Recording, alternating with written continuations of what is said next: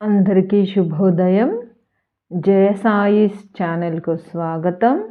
August 2, 2026 ఈనాడు తెలుగు దినపత్రిక ఆదివారం సంచికలో వచ్చినటువంటి పద వినోదం లేదా పదకీలి సమాధానాలు చూద్దాం.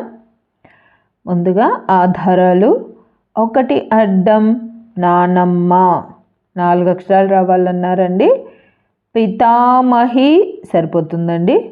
మాతామహి అంటే అమ్మమ్మ, అలాగే పితామహి అంటే నానమ్మ సరిపోతుందండి. తర్వాత 1 నిలువు ఉన్మాదం, 2 అక్షరాలు రావాలన్నారు. మనకు పి మొదటి అక్షరంగా కూడా వచ్చింది కాబట్టి పిచ్చి సరిపోతుందండి. తర్వాత 2 నిలువు విజ్ఞాపన, 3 అక్షరాలు రావాలన్నారు. మనకు మా మొదటి అక్షరంగా వచ్చింది కాబట్టి మనవి సరిపోతుందండి. తర్వాత 9 అడ్డం సత్యవంతుడి భార్య, ఒక మహానటి, 3 అక్షరాలు రావాలన్నారు. మనకు వి రెండో అక్షరంగా కూడా వచ్చింది కాబట్టి సావిత్రి సరిపోతుందండి. తర్వాత 9 నిలువు సహాయం, 2 అక్షరాలు రావాలన్నారు. మనకు సా మొదటి అక్షరంగా వచ్చింది కాబట్టి సాయం సరిపోతుందండి. తర్వాత 14 అడ్డం వెరపు భీతి, 2 అక్షరాలు రావాలన్నారు. మనకు ఎం రెండో అక్షరంగా వచ్చింది కాబట్టి భయం సరిపోతుందండి. తర్వాత 14 నిలువు పార్వతి శుభం, 2 అక్షరాలు రావాలన్నారు. అంటే పార్వతి యొక్క నామాలలో శుభం అర్థం వచ్చే నామం రాయమన్నారండి.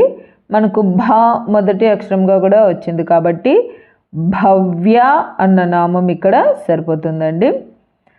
తర్వాత 10 నిలువు మూడో కన్ను, 3 అక్షరాలు రావాలన్నారు.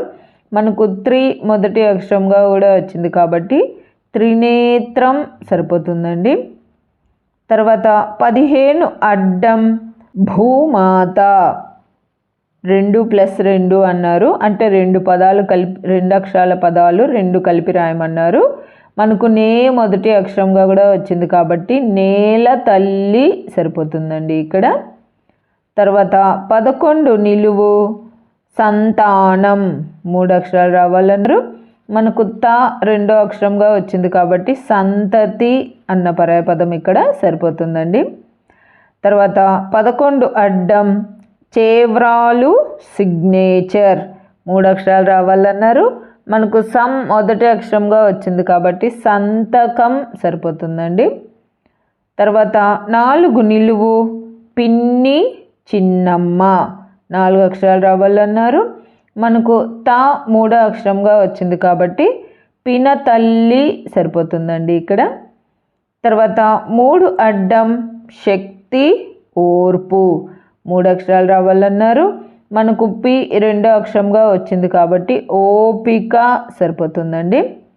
తర్వాత 17 అడ్డం ధర్మశాల మఠం, 2 అక్షరాలు రావాలన్నారు.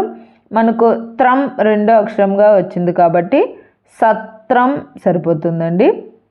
తర్వాత 17 నిలువు సమానత్వం, 3 అక్షరాలు రావాలన్నారు.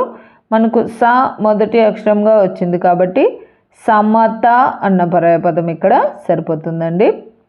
తర్వాత 21 అడ్డం సత్యభామలో సగం, 2 అక్షరాలు రావాలన్నారు. అంటే సత్యభామ అన్న పదంలో సగం రాయమన్నారు. మనకు మా రెండో అక్షరంగా కూడా వచ్చింది కాబట్టి భామ అని రాస్తే సరిపోతుందండి ఇక్కడ. తర్వాత 25 అడ్డం శిరోవేష్టం తల చుట్ట, 4 అక్షరాలు రావాలన్నారు. మనకు త మొదటి అక్షరంగా కూడా వచ్చింది కాబట్టి తలపాగా సరిపోతుందండి. తర్వాత 22 నిలువు మత్స్యమా, 2 అక్షరాలు రావాలన్నారు. క్వశ్చన్ మార్క్ కూడా ఇచ్చారు. మత్స్యం అంటే చేప, కానీ మా అన్న క్వశ్చన్ మార్క్ ఇచ్చారు కాబట్టి చేపా అని రాయాల్సి వస్తుందండి. మనకు పా రెండో అక్షరంగా ముందే వచ్చేసింది. తర్వాత 26 నిలువు కెరటం, 3 అక్షరాలు రావాలన్నారు. మనకు లా మొదటి అక్షరంగా వచ్చింది కాబట్టి లహరి సరిపోతుందండి. తర్వాత 27 నిలువు ఏనుగు 2 అక్షరాలు రావాలన్నారు. మనకు గా మొదటి అక్షరంగా వచ్చింది కాబట్టి గజం అన్న పరాయి పదం అయితే ఇక్కడ సరిపోతుందండి. తర్వాత 31 అడ్డం బిడియం బెదురు 2 అక్షరాలు రావాలన్నారు. మనకు జం మొదటి అక్షరంగా వచ్చింది కాబట్టి జంకు అన్న పరాయ పదం ఇక్కడ సరిపోతుందండి. తర్వాత 32 నిలువు డాష్ పాటు అంటే తూగు మాగన్ను పడు 3 అక్షరాలు రావాలన్నారు. కునికి పాట్లు అంటే తూగడం అన్నమాట, నిద్ర వస్తున్నట్టుగా తూగడాన్ని కునికి పాట్లు అంటారు. మనకి ఇక్కడ కునికి అని రాస్తే చాలండి, కు మొదటి అక్షరంగా కూడా ముందే వచ్చేసింది. తర్వాత 36 అడ్డం గడచిన దినం 2 అక్షరాలు రావాలన్నారు. మనకు ని మొదటి అక్షరంగా వచ్చింది కాబట్టి నిన్న సరిపోతుందండి. తర్వాత 40 అడ్డం పాపం చేసిన స్త్రీ దురిత 3 అక్షరాలు రావాలన్నారు. మనకు కి 3వ అక్షరంగా వచ్చింది కాబట్టి పాతకి అన్న పర్యాయపదం అయితే ఇక్కడ సరిపోతుందండి. తర్వాత 35 నిలువు ఉయ్యాలకు జంట పదం 3 అక్షరాలు రావాలన్నారు. మనకు పా 2వ అక్షరంగా కూడా వచ్చింది కాబట్టి జంపాల సరిపోతుందండి. ఉయ్యాల జంపాల అంటారు కదా. తర్వాత 34 అడ్డం అంబుజం 3 అక్షరాలు రావాలన్నారు. మనకు ఇక్కడ జం 3వ అక్షరంగా వచ్చిందండి. అంబుజం అంటే తామర పువ్వు. మనకు జం 3వ అక్షరంగా వచ్చేటటువంటి తామర పువ్వు యొక్క పర్యాపదాలు రాయమన్నారు కాబట్టి వారిజం సరిపోతుందండి ఇక్కడ. తర్వాత 34 నిలువు కొండ కాలువ వంక 2 అక్షరాలు రావాలన్నారు. మనకు వా మొదటి అక్షరంగా కూడా వచ్చింది కాబట్టి వాగు సరిపోతుందండి. తర్వాత 39 అడ్డం వ్యవసాయం 2 అక్షరాలు రావాలన్నారు. మనకు గు 2వ అక్షరంగా కూడా వచ్చింది కాబట్టి సాగు అన్న పర్యాయపదం ఇక్కడ సరిపోతుందండి. తర్వాత 39 నిలువు బలరామకృష్ణుల సోదరుడు 3 అక్షరాలు రావాలన్నారు. మనకు సా మొదటి అక్షరంగా వచ్చింది కాబట్టి సాత్యకి సరిపోతుందండి. సాత్యకి అనే అతను కృష్ణుని తమ్ముడు అండి. ఇతడు కృష్ణుడి భక్తుడు కూడా. సాత్యకికే యయుధుడు అనే పేరు కూడా ఉంది. ఇతడు వృష్టి యాదవ వంశానికి చెందిన మహాయోధుడు. అర్జునుడితో కలిసి ద్రోణుని వద్ద యుద్ధ విద్యలు అభ్యసించాడండి. తర్వాత 44 అడ్డం 21తో శ్రీకృష్ణుడి ప్రియసతి 2 అక్షరాలు రావాలన్నారు. అడ్డం 21 మనకు భామ అని వచ్చిందండి. భామతో శ్రీకృష్ణుడి ప్రియసతి అంటే సత్యభామ సరిపోతుందండి. మనకు త్యా 2వ అక్షరంగా కూడా ముందే వచ్చేసింది. తర్వాత 47 అడ్డం వీణ 3 అక్షరాలు రావాలన్నారు. మనకు కి మొదటి అక్షరంగా వచ్చింది కాబట్టి కిన్నెర అన్న పర్యాయపదం ఇక్కడ సరిపోతుందండి. తర్వాత 45 నిలువు పలుగుతో పాటే వ్యవసాయ పనిముట్టు 2 అక్షరాలు రావాలన్నారు. పలుగు పార అంటారు కదండి. మనకు రా 2వ అక్షరంగా కూడా వచ్చింది కాబట్టి పార సరిపోతుందండి. 45 నిలువు. తర్వాత 45 అడ్డం ఏలుబడి 3 అక్షరాలు రావాలన్నారు. మనకు పా మొదటి అక్షరంగా వచ్చింది కాబట్టి పాలన సరిపోతుందండి. తర్వాత 41 నిలువు కుమార్తె 3 అక్షరాలు రావాలన్నారు. మనకు తా మొదటి అక్షరంగా వచ్చింది కాబట్టి తనయ అన్న పర్యాయపదం ఇక్కడ సరిపోతుందండి. తర్వాత 48 అడ్డం సాధువు ఋషి 2 అక్షరాలు రావాలన్నారు. మనకు యా మొదటి అక్షరంగా వచ్చింది కాబట్టి యతి సరిపోతుందండి. తర్వాత 24 నిలువు కుర్చీ గద్దె 3 అక్షరాలు రావాలన్నారు. ఆసనం సరిపోతుందండి ఇక్కడ. తర్వాత 30 అడ్డం చెలి స్నేహితురాలు 2 అక్షరాలు రావాలన్నారు. మనకు సా మొదటి అక్షరంగా వచ్చింది కాబట్టి సఖి సరిపోతుందండి.